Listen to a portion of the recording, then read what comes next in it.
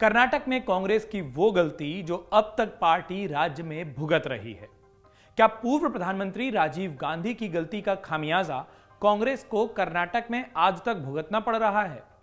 क्या एक मुख्यमंत्री से इस्तीफा लेना कांग्रेस को इतना भारी पड़ गया कि वो कर्नाटक में सत्ता के लिए संघर्ष कर रही है? कैसे वो पार्टी लिंगायत समुदाय से इतनी दूर हो गई जो लिंगायत कभी कांग्रेस के साथ होते थे? यही वो कहानी है जो आज इस वीडियो में मैं आपको बताने वाला हूं। इतिहास के पन्ने पर दर्ज वो सियासी किस्सा जिसने कर्नाटक की राजनीति की दिशा को ही बदल कर रख दिया था। यह बात साल 1990 की है। 3 अक्टूबर की तारीख थी। कर्नाटक के दावणगेरे में हिंदुओं ने मुसलमान बाहुल्य इलाके से शोभा यात्रा निकाली। इसके बाद उस इलाके में दंगे भड़क गए।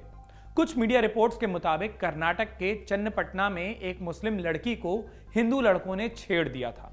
इस घटना के बाद हिंसा और ज्यादा भड़क गई और राज्य में फैली हिंसा ने बड़े पैमाने पर सांप्रदायिक रूप ले लिया। इस हिंसा में दर्जनों लोगों की मौत हो गई। उस दौरान कर्नाटक में कांग्रेस की सरकार हुआ करती थी और सरकार के मुखिया यानी कि राज्य के मुख्यमंत्री होते थे वीरेंद्र पाटिल। वीरेंद्र पाटिल लिंगायत समुदाय से जुड़े थे और तब तक कर्नाटक में लिंगायत समुदाय भी कांग्रेस के साथ होता था। जब दंगों की खबर प्रधानमंत्री राजीव गांधी को हुई तो उन्होंने डैमेज कंट्रोल के लिए बेंगलुरु आना जरूरी समझा।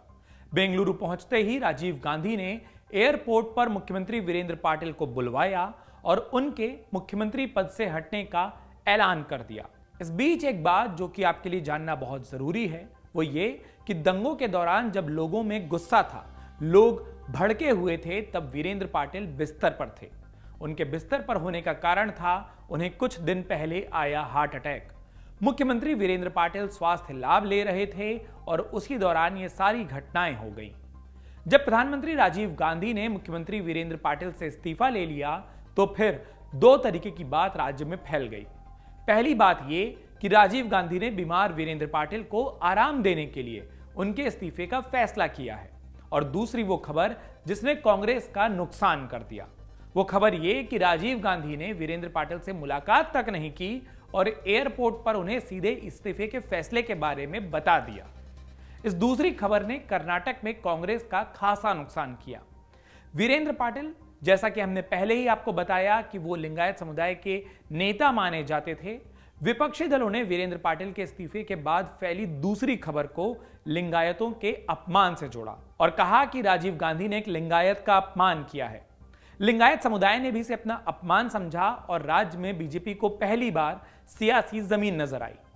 जो कांग्रेस साल 1989 के चुनाव में 178 सीटें जीतकर सत्ता में आई थी, 1994 के विधानसभा चुनाव में वही कांग्रेस सिर्फ 34 सीटों पर सिमट गई और बीजेपी जो कि 4 सीटों की पार्टी थी उसे 40 सीटें मिल गई और मिल गया यह विश्वास भी कि वो दक्षिण भारत में भी अपनी जमीन तलाश सकती है।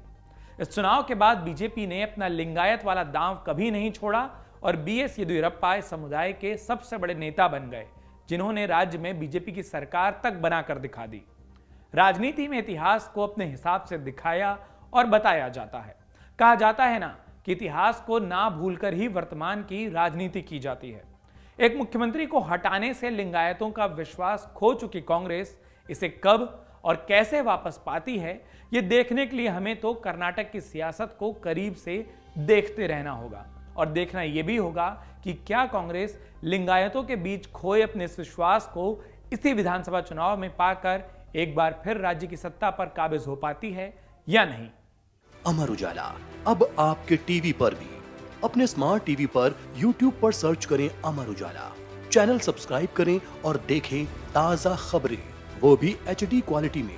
और हाँ, बेल आइकन दबाना ना भूलें ताकि हर खबर हो आपके घर। अमर उजाला, निष्पक्ष, निर्भीक, निरंतर।